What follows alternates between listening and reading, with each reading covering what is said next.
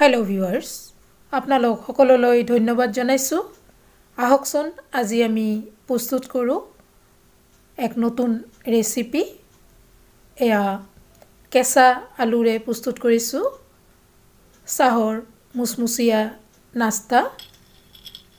এয়া দুটা কেঁচা আলুৰে প্ৰস্তুত কৰা আৰু ই কিমান মুসমুসিয়া হৈছে এয়া আপোনালোকে নিজে প্ৰস্তুত কৰিলে জানিব পাৰিব আহকচোন আমি এয়া প্ৰস্তুত কৰো ইয়াৰ কাৰণে লৈ লৈছো মই আলু দুটা কেঁচা আলু এয়া মই আলু দুটা ধুনিয়াকৈ বাকলি গুছাই লৈ লৈছো এয়া মোৰ বাকলি গুছোৱা হৈ গৈছে আৰু এনেকৈ মই আলু বাকলি গুছাই লৈ লম এয়া আলু ভালকৈ বাকলি গুছাই ভালদৰে ধুই লৈ লৈছো আৰু ইয়া সৰু সৰু টুকুৰাকে কাটি লৈ লৈছো আলুখিনি ধুনিয়াকৈ কাটা হৈ গৈছে আৰু এই আলুখিনিক আকৌ দুবাৰ ধুই লৈ লম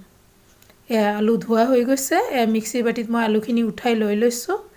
এইখিনি এতিয়া মই পেষ্ট কৰি লৈ লম এয়া পেষ্ট কৰিছো আৰু মই চাকনিৰে ইয়াক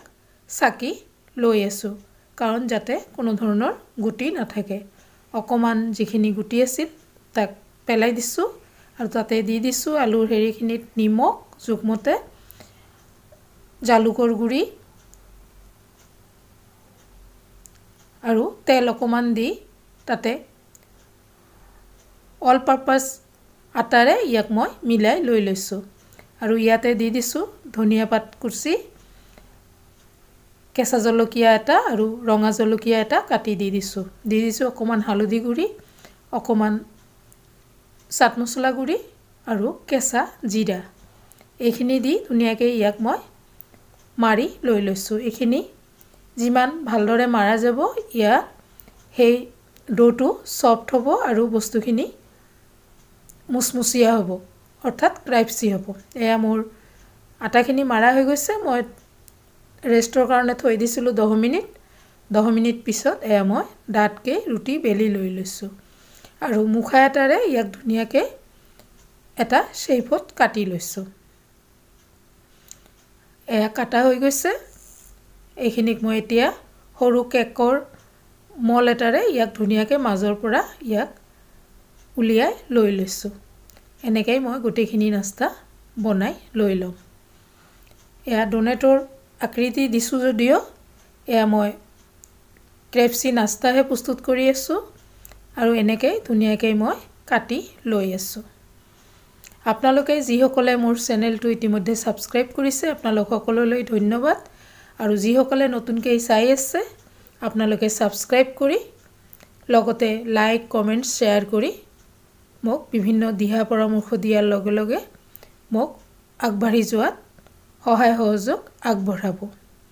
এয়া মোৰ সম্পূৰ্ণ তৈয়াৰী হৈ গৈছে এয়া সব কি ধুনিয়া দেখাত হৈছে এইখিনি মই প্ৰস্তুত কৰা হৈছে ইতিমধ্যে মই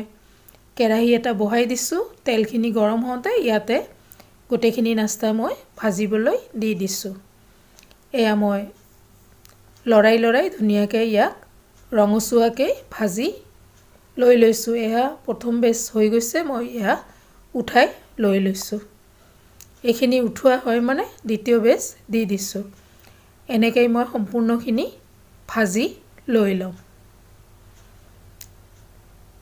এয়া মোৰ ভাজা হৈ গৈছে এয়া মই উঠাই লৈ লৈছো থাল এখনত মই উলিয়াই লৈ লৈছো আৰু চাওক এই মই সম্পূৰ্ণকৈ ইয়াক উলিয়াই লৈ লৈছো আৰু ই চাহৰ লগত বৰ টেষ্টি হয় অকমান জ্বলা আৰু নিমখীয়া এয়া কন্টেনাৰত ভৰাই আমি 10 দিনলৈকে ইয়াক ধুনিয়াকৈ খাই থাকিব পাৰো ই মুসমুসিয়া হৈয়ে থাকিব আৰু এনেকৈ আমি কম খৰচত বৰ ধুনিয়াকৈ প্ৰস্তুত কৰিব পাৰি সব ধুনিয়াকৈ ই ভাঙি গৈছে আৰু ইয়াৰ ধুনিয়া এটা সাউণ্ড উঠিছে আপোনালোকে নিশ্চয় ভাল পাব আৰু এনেকৈ প্ৰস্তুত কৰি কেনে পায় কমেন্টছ কৰিবলৈ নাপাহৰিব আপোনালোক সকললৈ ধন্যবাদ